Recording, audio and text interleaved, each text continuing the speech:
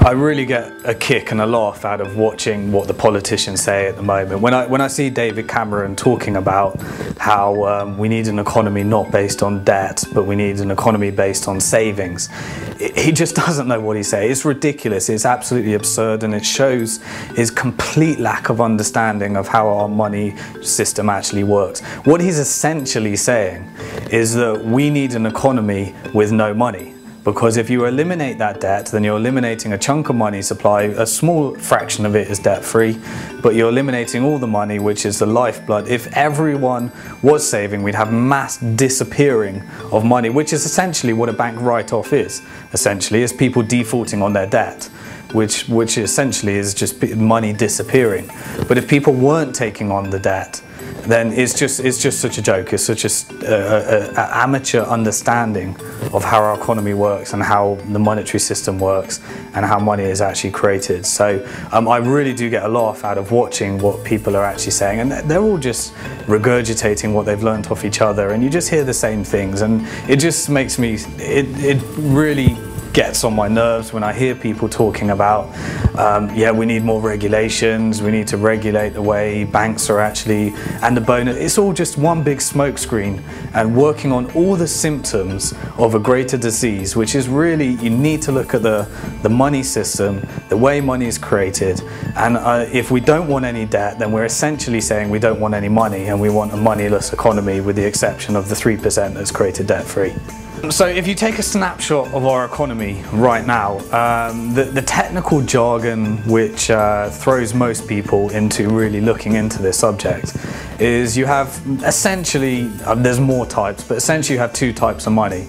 You have money that is coins and cash created by the Royal Mint, the Bank of England, if we're using the UK as an example, and you have money which is actually in deposit in a bank in a computer that we see when we log on to our online banking.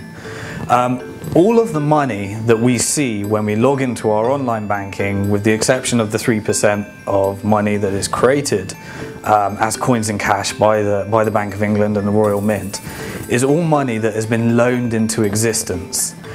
So essentially every time someone takes out a loan, that is brand new money which is deposited into account, then you spend it into another person's account, a percentage of that is relent, and you end up in this cycle. What economists call the technical term is a multiplier effect, which economists seem to think is a perfectly okay thing. The 3% of money is created through the central bank, and that money essentially, if you created a £10 note, you could sell that to a bank to put into their ATM, and the bank would have to repay that £10 or buy it for £10. There'd be no interest charged on that money, but that money is then essentially transferred to the Treasury, and it's a form of fundraising for the government. It's called seigniorage, and that is one supply. That is how the Treasury. That's a form of income for the Treasury,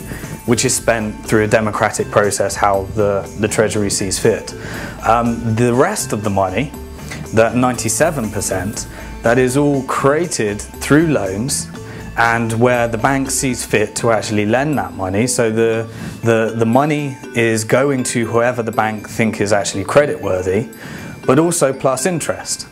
And so that's what makes up 97% of our money. So essentially, there's no tax to pay on that, apart from the normal corporate tax through business.